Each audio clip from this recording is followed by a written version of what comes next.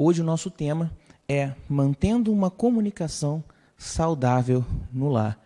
Para isso, nós precisamos apertar alguns parafusos e vamos tratar a respeito justamente da questão da comunicação, ok? Falaremos um pouquinho, então, sobre a questão da língua.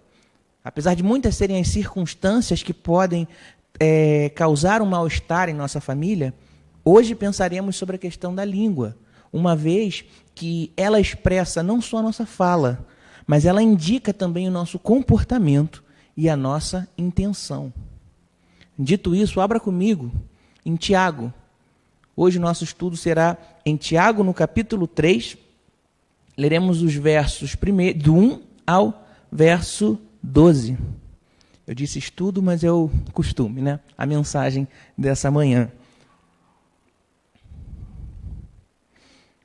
Leremos então Tiago, capítulo 3, do verso 1 ao 12. Acompanhe comigo em seu lar e eu vou ler aqui então a palavra do nosso Senhor.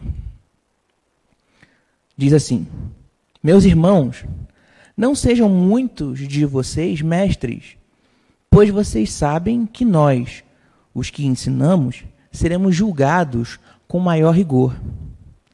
Todos tropeçamos de muitas maneiras. Se alguém não tropeça no falar, tal homem é perfeito, sendo também capaz de dominar todo o seu corpo.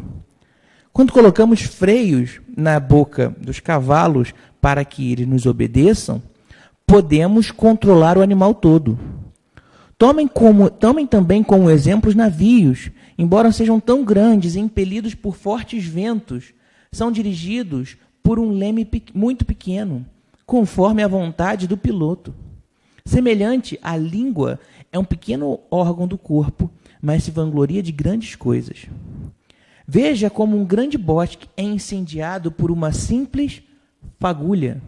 Assim também a língua é um fogo, é um mundo de iniquidade. Colocada entre os membros do nosso corpo, contamina a pessoa por inteiro, incendeia todo o curso de sua vida, sendo ela mesma incendiada pelo inferno.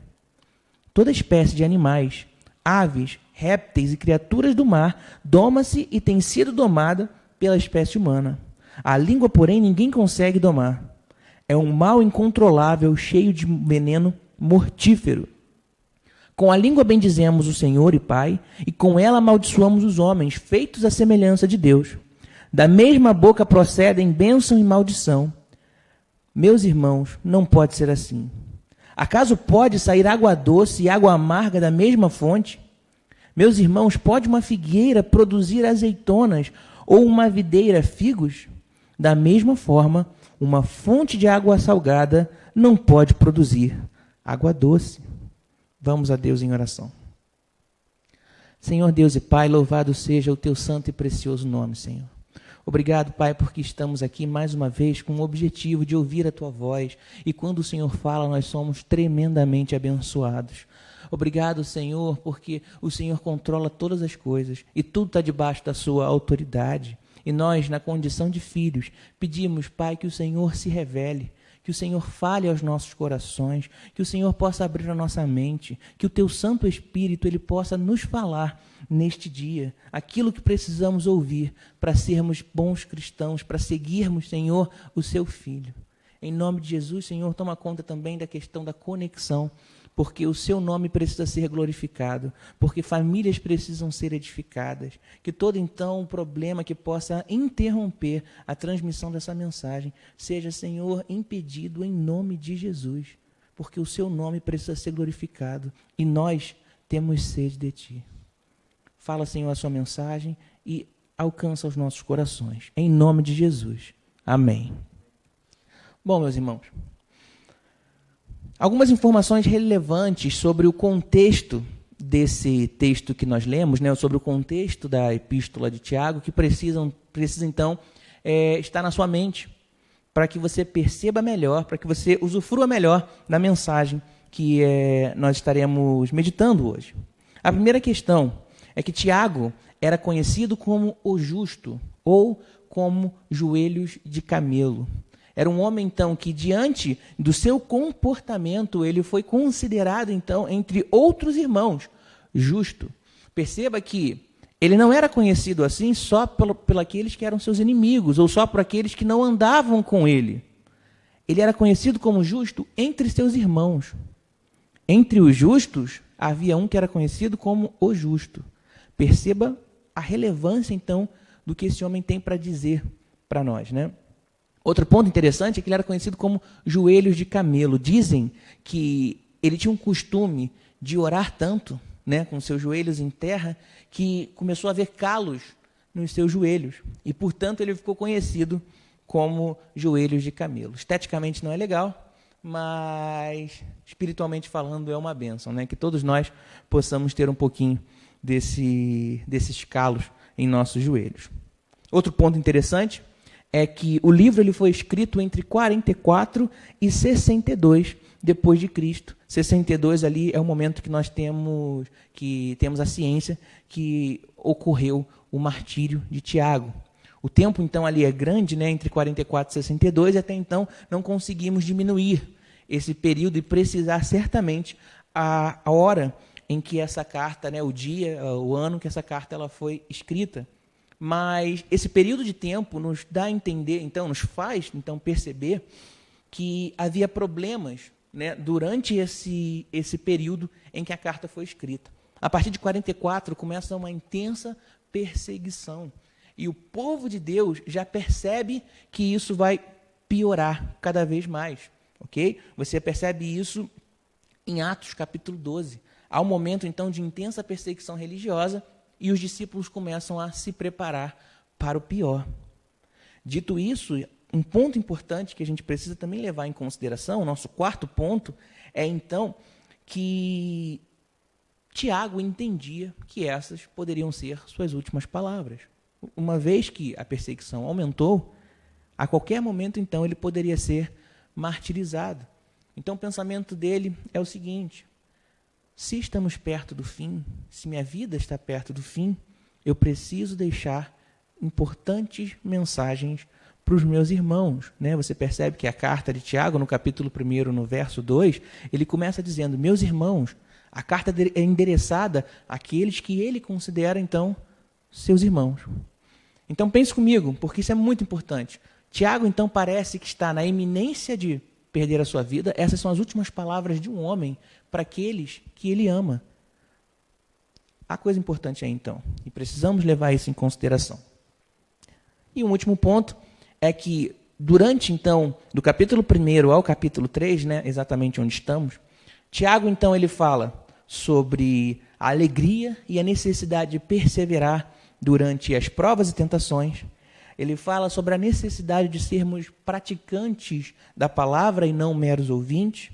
Ele fala sobre a necessidade de não promover a acepção de pessoas, mas sim a inclusão dessas pessoas. Ele fala sobre a importância da fé e da obra caminharem juntas, né? Ou seja, ele está trazendo questões oportunas, informações importantes para o teu povo. E agora ele começa a falar sobre a língua. Não me parece, então, que é um assunto que precisamos tratar de maneira leviana. Se está dentro ali praticamente do testamento de Tiago, né, das últimas palavras que esse homem tem para trazer para os seus irmãos. Pensaremos hoje, então, em 4 ensinos que o capítulo 3, ali do verso 1 ao 12, de Tiago, ele nos traz. Pensaremos nesses 4 ensinos que Tiago nos dá sobre a língua, ok? O primeiro deles é o seguinte: tenha certeza sobre o que dizer antes de ser dito. Esse é o primeiro ensino. Guarda no seu coração. Tenha certeza sobre o que dizer antes de ser dito. Leia comigo novamente o verso 1 e o verso 2. Meus irmãos, não sejam muitos de vocês mestres, pois vocês sabem que nós, os que ensinamos, seremos julgados com maior rigor. Todos tropeçamos de muitas maneiras. Se alguém não tropeça no falar, tal homem é perfeito, sendo capaz de dominar todo o seu corpo. Ou seja, o que Tiago está trazendo aqui para nós? Aquilo que eu falo, ou aquilo que eu transmito ou ensino, é importante porque vai ser levado isso em consideração ao meu respeito. E, sobretudo, é muito importante que aquilo que eu estou dizendo esteja certo, porque aqueles que me escutam, se levarem isso em consideração, então eles não irão errar. O contexto de Tiago, aqui, é justamente para falar sobre a preocupação de ser mestre. Há muita coisa em jogo quando um mentor vai ensinar um discípulo. Há muita coisa em risco quando alguém se coloca numa posição de ensino para ensinar as pessoas. Agora, trazendo para o campo familiar, pais, o que nós temos ensinado para os nossos filhos? O que vocês dizem ou o que vocês levam em consideração na hora de transmitir o ensino? Não só pais, mas eu vou extrapolar então essa questão para toda figura familiar capaz de transmitir o ensino. O que nós temos transmitido uns para os outros? Uma coisa engraçada, eu vou contar aqui para vocês, mas quando criança eu queria ser presidente do Brasil. Olha só. Estava ali antes acredito que era o período da alfabetização, né? Na minha época aquilo ali era do maternal ao jardim 2, ali, CA, antes da primeira série. E muito criancinha ali eu dizia que queria ser presidente do Brasil. E aí eu dizia o seguinte para minha mãe: quando eu for presidente do Brasil, mãe, olha só, eu vou fazer muitas coisas para a nossa família, eu vou dar muitos benefícios para a nossa família, eu vou fazer isso, vou fazer aquilo para a nossa família. Aí minha mãe disse o seguinte para mim, e eu nunca mais esqueci isso. Ela talvez possa até ter esquecido em função do tempo, mas isso ficou marcado no meu coração. Ela disse para mim o seguinte: não, filho, não faça isso, pois assim você será como todos os outros. Não pense em fazer o que é melhor só para os seus, porque todos os outros fazem exatamente isso. Alguém pode pensar: nossa, isso é um ensino pesado para uma criança que tem menos de 10 anos. Meus irmãos, eu nunca mais esqueci dessa mensagem. Eu nunca mais esqueci isso. Bom, veja os conselhos do rei Davi para o seu filho Salomão. Está em 1 Reis, no capítulo 2, do verso 1 ao verso 3. 1 Reis, capítulo 2, verso 1 a 3. Quando se aproximava o dia de sua morte, Davi deu instruções ao seu filho Salomão: estou para seguir o caminho de toda a terra. Por isso seja forte e seja homem. Obedeça ao que o Senhor, o seu Deus, exige. Ande nos seus caminhos e obedeça aos seus decretos, aos seus mandamentos e às suas ordenanças e aos seus testemunhos, conforme se acha escritos na lei de Moisés. Assim você prosperará em tudo o que fizer e por onde quer que for. Em Lucas, no capítulo 12, no verso 47 e 48, o nosso Senhor Jesus, ele nos chama a atenção com relação ao ensino, informando que tanto o servo que conhece a vontade do seu Senhor e não faz, como aquele servo que não conhece a vontade do seu Senhor, eles são punidos. É claro que não da mesma maneira, porque a Bíblia é justa, mas, sobretudo, eles são dignos de punição porque o básico de um servo é conhecer a vontade do seu Senhor.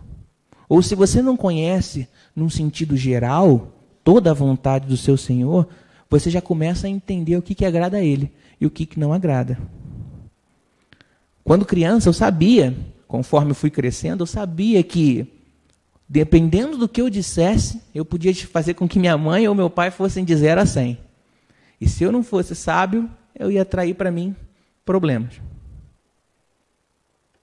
De modo então, meus irmãos, que o que nós falamos precisa ser levado em consideração quando tentamos transmitir algo para alguém. Às vezes podemos falar uma coisa certa da maneira errada, ou às vezes estamos falando coisas erradas. Por isso, nosso primeiro ensino é justamente uma reflexão sobre o que estamos dizendo uns para os outros. Considere, pois, então, o que você tem transmitido em sua família, o que você tem ensinado para o outro. Seja essa família de sangue ou a família da fé, ou cada um de nós cristãos. O segundo ponto que eu gostaria de chamar a atenção, nosso segundo ensino, é O que você diz mostra para onde você está se dirigindo. Leia novamente comigo os versos 3 e 4 do capítulo 3 de Tiago. Quando colocamos freios na boca dos cavalos para que eles nos obedeçam, podemos controlar o animal todo. Tomem também como exemplo os navios. Embora sejam tão grandes e impelidos por fortes ventos, são dirigidos por um leme muito pequeno, conforme a vontade do piloto. Note aqui, meu irmão, minha irmã, que ambos os versos, ambos os exemplos, eles nos trazem, nos remetem a uma ideia de direção. O cavalo e o navio, eles então são instrumentos que nos levam para algum destino. E a primeira lição que a gente precisa perceber desse texto, e ela é a mais óbvia, é que algo tão pequeno, o freio na boca do cavalo ou o leme do navio, exerce controle sobre o todo.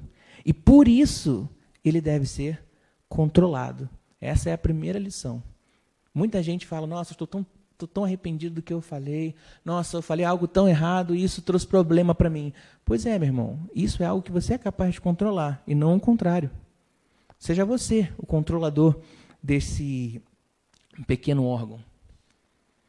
Esse é o primeiro ensino. O segundo, e ele pode talvez não ser tão óbvio assim, mas é tão importante quanto, é que acabaremos em algum lugar, controlando a nossa língua ou não. Perceba que se o cavalo não for controlado, ele vai levar para algum lugar. Se o navio não for controlado, os fortes ventos vão levarem ele para algum lugar. Ou seja, você pode até não saber para onde você está indo, mas você está sendo guiado para algum lugar. E geralmente, quem está de longe, quem está de fora, quem vê, consegue então notar para onde você está arrumando. Veja comigo, primeiro salmo da nossa Bíblia, o Salmos 1. Vamos ler ele todo aqui rapidamente, porque ele é muito importante e nos traz respeito à conduta, nos diz respeito à conduta. Diz assim o Salmo 1: Como é feliz aquele que não segue o conselho dos ímpios, não imita a conduta dos pecadores e nem se assenta na roda dos zombadores. Ao contrário, a sua satisfação está na lei do Senhor, e nessa lei medita dia e noite. É como árvore plantada em beira de águas correntes, dá fruto no tempo certo, e suas folhas não murcham. Tudo que ele faz prospera. Não é o caso dos ímpios. Esses são como palha que o vento leva. Por isso os ímpios não resistirão no julgamento, nem os pecadores na comunidade dos justos, pois o Senhor aprova o caminho dos justos, mas o caminho dos ímpios leva à destruição. E antes que alguém possa se perguntar, mas o que a língua, o que a nossa fala tem a ver com a nossa conduta? Veja Mateus, capítulo 12, o verso 34, que diz, pois a boca fala do que está cheio o coração. Isso era algo tatuado na minha casa, na casa dos meus pais. Tudo que eu dissesse para minha mãe, que depois eu precisava e que eu precisasse pedir perdão, porque não foi dito, essa era a primeira coisa que saía da boca da minha mãe. Ela dizia, pois a boca fala do que está cheio o coração. O que ela tentava me transmitir era o seguinte, o que você tem dito é só um reflexo do que você tem sentido. E aí, quando você me pede para não levar em consideração, me preocupa, porque é justamente o que está sendo levado no seu coração. A fala, ela tem muito a ver com a nossa conduta, porque ela geralmente nos aponta, ela revela para onde estamos indo, o caminho que nós estamos tomando. E aí eu te pergunto, o que você tem dito para os seus e qual caminho será que eles têm notado que você tem se dirigido? Porque às vezes nós falamos e não percebemos a impressão que nós transmitimos uns para os outros. Mas as pessoas veem, as pessoas observam. Pense nisso, meu irmão. Terceiro ensino que Tiago nos traz, pensando ali nos versos 5 a 8, é que a sua fala ela é capaz de grande maldade. Portanto, não a menospreze. Leia comigo novamente os versos 5 ao verso 8. Semelhantemente, a língua é um pequeno órgão do corpo, mas se vangloria de grandes coisas. Vejam como um grande bosque é incendiado por uma simples fagulha. Assim também a língua é um fogo, é um mundo de iniquidade. Colocada entre os membros do nosso corpo, contamina a pessoa por inteiro, incendeia todo o curso da sua vida, sendo ela mesma incendiada pelo inferno. Toda espécie de animais, aves e répteis e criaturas do mar doma-se e tem sido domada pela espécie humana. A língua, porém, ninguém consegue domar. É um mal incontrolável, cheio de veneno mortífero. Eu vou citar algumas frases aqui e você me diz, meu irmão, se você já ouviu. E se você já falou, vai dizendo misericórdia aí, peça misericórdia a Deus enquanto você escuta. Eu falo mesmo. Já ouviu essa frase? Não sou baú. Eu não sou baú, eu falo. Já ouviu essa? Outra. Se você não gostou, eu não posso fazer nada. Outra, perigosa também. Não era para eu contar, mas... Outro. Ficou sabendo? Outro. Aí eu fui e fiz, ou eu fui e falei, porque você me conhece, né? Lembrou de alguma aí? Você fala alguma? Peça misericórdia aí a Deus, meu irmão. Esse é o momento. Ou só eu sou pecador? Mais um conto para vocês. Dessa vez a criança não sou eu. Mas é algo que a minha irmã viu quando pequena. E isso marcou ela profundamente. Ela nunca mais esqueceu. Acabou me passando isso, né? Passando isso para algumas pessoas. E eu também nunca mais consegui esquecer. Ela presenciou um acontecimento na escola, quando ela era criança, né? Devia ter ali entre seus 12 e 13 anos. E é sobre uma menina que devia ter aí a sua idade semelhante, né? Entre 12 e 13 anos. E porque criança, né? A gente tem esse momento de a gente andar de forma esquisita, da gente ainda estar tentando se entender, né? Enquanto pessoa. E a gente acaba também muito desatento. Faz parte do crescimento. Mas essa menina, diante disso, ela recebeu um apelido em função, às vezes, da sua desatenção. Recebeu esse apelido pelos seus colegas e foi aí, se tornou o nome dela por todo o período escolar ali no ensino fundamental. E só isso aí já é perigoso, né, meus irmãos? Porque às vezes a gente transmite isso, a gente permite que nossos filhos cometam esse tipo de atitude. Mas o infortúnio maior não foi essa criança ter recebido esse apelido. O infortúnio maior foi a professora, num dia de nervoso, num dia onde algo saiu do controle, ela chamou essa criança pelo apelido. Ou pior, ela usou um outro apelido que corroborasse, né, que dissesse a mesma coisa que esse. E aí, naturalmente, a sala inteira riu, quando ela chamou a criança dessa fala. A sala inteira riu e a criança ficou magoada. Na semana seguinte, a criança ela chegou até a professora e disse o seguinte: professora, eu vim aqui te pedir perdão. Lembra a idade dela, meu irmão? Minha irmã, 12, 13 anos. Professora, eu vim aqui te pedir perdão, porque quando a senhora me chamou daquilo... Quando a senhora falou aquilo para mim, de mim, eu fiquei com muita raiva, eu fiquei com muito ódio da senhora. E aí eu não consegui participar da ceia na minha igreja, porque o meu coração estava sujo. Então eu vim te pedir perdão, professora, por aquilo que eu senti com relação à senhora, porque eu preciso participar da ceia. Eu não quero que esse sentimento me impeça de participar da ceia. 12 e 13 anos essa criança tinha. Larissa nunca mais esqueceu, me passou essa história e eu nunca mais esqueci. Que peso tem uma palavra sobre a vida de alguém? Não menospreze a capacidade para o mal que a sua palavra ela pode ter. Que impacto essa fala insensata teve na vida dessa criança, que achou então por bem nem participar da ceia? Cabe aí uma pergunta, meus irmãos. Será que Cristo morreu na cruz para que nós falássemos aquilo que quiséssemos? Será que o meu Salvador ele foi crucificado para eu falar mesmo? Ah, você me conhece, você sabe que eu sou assim.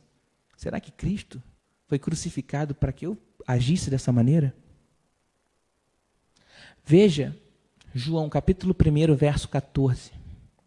Eu quero ler ele com você. João capítulo 1, verso 14, diz assim: Aquele que é a palavra tornou-se carne e viveu entre nós. Vimos a sua glória, glória como a do unigênito vindo do Pai, cheio de graça e de verdade. Cristo se apresentou então a nós, cheio de graça e verdade. Se Cristo viesse só cheio de graça, se Cristo viesse só cheio de verdade, você e eu estaríamos no inferno. Porque esse era o nosso lugar de direito. Se Cristo viesse só cheio de verdade, nós estaríamos no inferno. Repito essa palavra porque ela precisa ser levada em consideração pelo peso que ela traz. Se Cristo fosse ou dissesse como nós, eu falo mesmo, não se preocupa, eu falo, não estou nem aí. Nosso lugar, então, era o inferno. Mas Cristo veio cheio de graça também. E louvado seja o nome do Senhor por isso. Então, meu irmão, nós não podemos dizer o que queremos, do jeito que quisermos para as pessoas. Isso machuca, isso traz feridas no coração. Tome a Cristo, por exemplo. Quando acusado e condenado injustamente, ele permaneceu calado. Você percebe isso em Mateus, no capítulo 26, no verso 62 ao 63, e você percebe também em Isaías 53, no verso 7, profeticamente, o profeta diz que como um cordeiro mudo, ele seria levado ao matadouro. E aí nós somos tão diferentes de Cristo, agimos tão diferente de Cristo, que quando acusados justamente, a gente até mente. Olha que loucura. Cristo, quando acusado injustamente, não se defendeu. Nós, quando acusados justamente, às vezes, a gente até mente. Que Deus tenha misericórdia das nossas vidas, meus irmãos. Não menospreze o mundo de iniquidade que sai da sua boca, que você é capaz de proferir. Salmos 51, verso 5 diz: Em iniquidade eu fui formado, e em pecado me concebeu minha mãe. Davi, quando se declara ao Senhor ali em perdão, ele entende o quão mal ele é, nascido em pecado, completamente. O que eu digo é pecado, o que eu vivo é pecado. Por isso ele pede perdão a Deus, entendendo quem ele é. Portanto, não menospreze o mal que você pode fazer para alguém através do que você diz. Quer uma prova disso? Pensa na última pessoa que você sente que fez algum mal para você. Muito provavelmente, o que você está pensando aí dela foi por conta de algo que ela disse. Normalmente, nós ficamos magoados ou sentimos um pesar ou guardamos algo do coração, não é de algum ataque que sentimos, de um golpe, de uma pancada, geralmente é de algo que foi dito. Portanto, cuidado com o que você vai dizer. Último ponto, último ensino de Tiago, caminhando então para o fim. Não pode se sair de uma mesma fonte água doce e água amarga. Leia novamente comigo os versos 9 a 12. Capítulo 3 de Tiago, versos 9 a 12.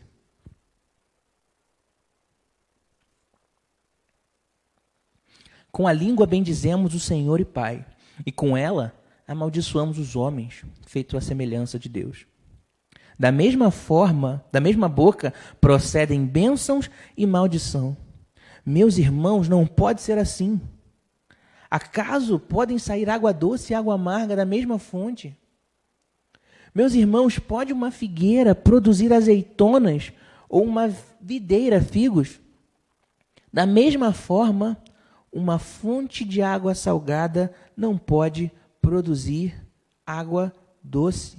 Ou seja, não pode haver meio termo. Último comentário sobre uma criança. E isso é do tempo que eu dava aula de história lá no Rio de Janeiro. É engraçado que quando a gente dá aula, né, alguns alunos acabam nos marcando por determinadas situações, mas eu tinha um aluno muito engraçado.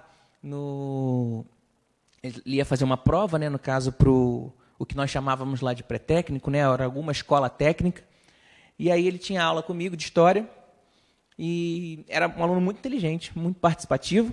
E toda vez que eu trazia alguma informação, ou eu abria um espaço para participação, ele estava ali sempre pronto para poder falar alguma coisa, sempre pronto para somar, ok? Ele não dizia isso para aparecer. O que ele dava a entender é que ele tinha muita coisa para falar, ele ficava animado com aquilo que ele sabia e ele queria lhe transmitir. E aí é muito engraçado porque, na maioria das vezes ele estava certo, mas quando ele errava, o comportamento dele era muito, muito interessante. Eu poderia estar ensinando alguma coisa para ele, e aí no momento em que ele fosse participar, ele dizia, não, professor, mas tal coisa foi assim, não é? Aí eu precisava corrigi-lo. Eu dizia, não, na verdade, tal coisa, ela é assim. E aí a fala dele era, não, sim, entendi, eu sei. Mas é como se fosse, né? Aí eu dizia para ele, não, na verdade, você tem até que tomar cuidado, porque elas não são tão parecidas. Aí ele me interrompia, não, professor, eu sei. Mas é parecido, né? Eu, não é nem um pouco parecido. Cuidado. E ele falava, não, entendi. Não é um pouco parecido e tal, mas é meio que igual, né? É meio semelhante. Não, filho, para com isso. Era muito engraçado, porque ele sempre tinha essa postura de tentar ali não invalidar a fala dele. Ele precisava ganhar ali pelo menos um pontinho de certeza naquilo que ele estava falando. Era como se estivesse numa balança. E ele pudesse pesar ali. Não falei tudo de ruim. Pelo menos ali uns 50% eu falei bem. Era muito engraçado. E o interessante disso é que tem gente que vive a sua vida inteira dessa maneira. Outra frase. Me diz se você já ouviu. Eu sei que eu não estou 100% certo. Quando começa assim, já tem até um arrepio, né? Eu sei que eu não estou 100% certo, mas eu faço aqui e ali a vontade de Deus. Às vezes eu ajudo o próximo. Faço um pouco. Ou, na gíria do carioca, eu faço o meu.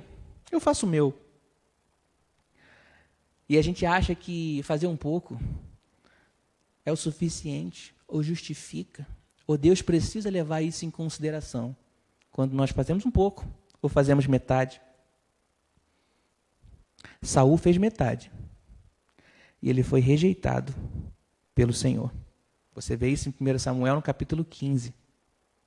Outra galera que fez metade, Ananias e Safira, no capítulo 5 de Atos. Eles fizeram metade da vontade do Senhor. Foram rejeitados e caíram mortos. Veja o que o anjo do Senhor ele diz à igreja de Laodiceia, em Apocalipse, no capítulo 3, no verso 15 ao 16. Apocalipse, capítulo 3, do verso 15 ao 16. Assim diz o anjo do Senhor. Conheço as suas obras. Sei que você não é nem frio, nem quente.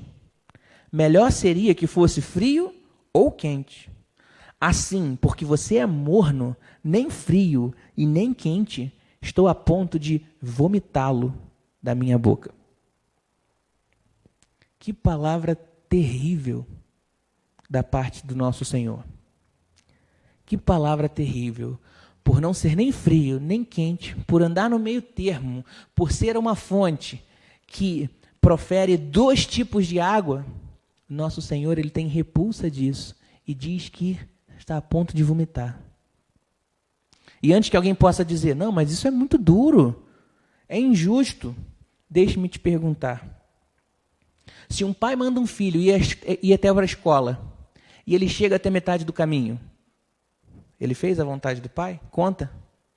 Pai, não fui até a escola, mas cheguei até a praça. Conta. Outra.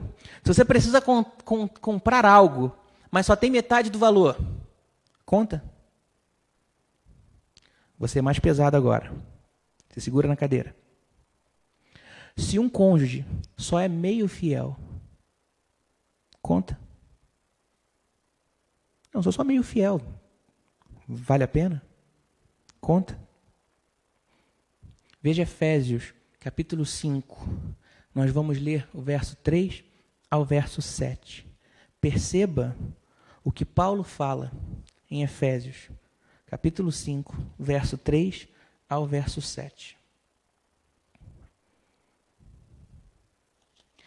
Entre vocês não deve haver nem sequer menção de moralidade sexual, como também de nenhuma espécie de impureza e de cobiça, pois estas coisas não são próprias para os santos. Não haja obscenidade, nem conversas tolas, nem gracejos imorais, que são inconvenientes, mas ao invés disso, ações de graça. Porque vocês podem estar certos disto. Nenhum imoral, ou impuro, ou ganancioso que é idólatra, tem herança no reino de Cristo e de Deus. Nós fomos chamados para a santidade, meus irmãos. E o que nós dizemos precisa ser um reflexo desse nosso chamado.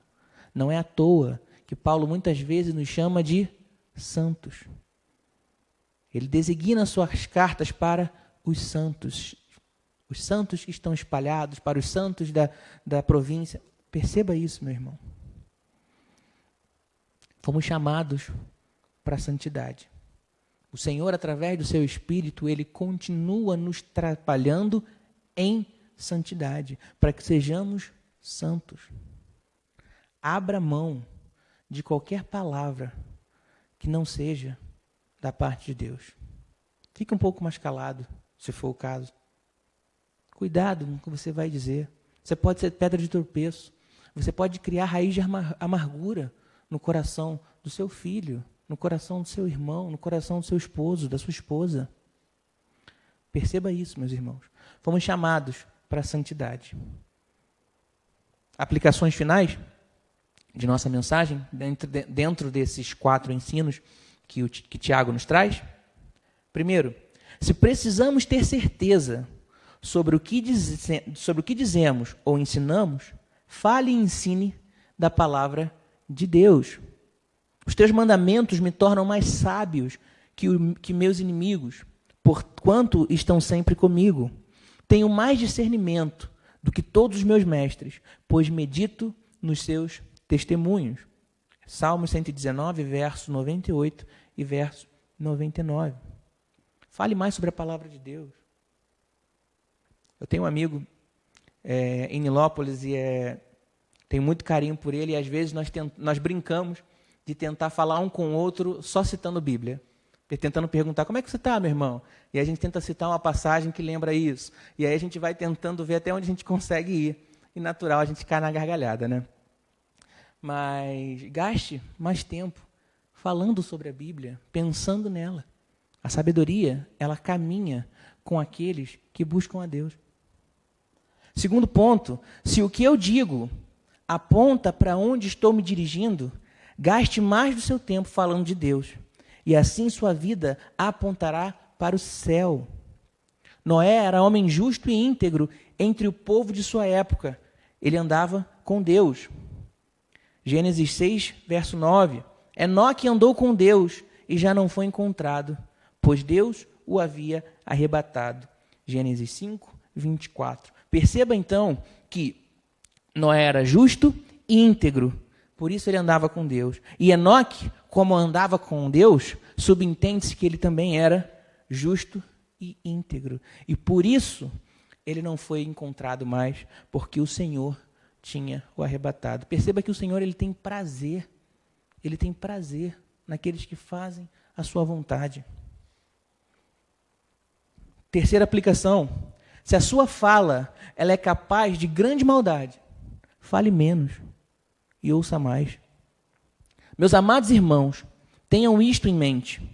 Sejam todos prontos para ouvir, tardios para falar e tardios para irar-se. Tiago 1, verso 19. Eu adquiri o costume de tentar falar o mínimo possível numa conversa, para que eu dê espaço para a pessoa poder falar aquilo que ela quer, para que ela possa se sentir ouvida. Muitas vezes as pessoas elas só precisam disso, se sentir ouvida. E quando eu faço esse exercício, eu percebo que eu consigo meditar muito mais naquilo que ela me disse. E aí eu posso respondê-la com uma palavra de bênção com muito mais facilidade, porque eu gastei tempo e cuidado naquilo que me falaram e meditei antes de dizer. Ok? A nossa mente, a nossa língua, ela fala aquilo que está na nossa mente. Então, tenha controle sobre a sua língua. Não diga qualquer coisa e depois se arrependa. Pare um tempo, pense e depois diga. Ou se você pensou bem, não diga. Talvez será melhor.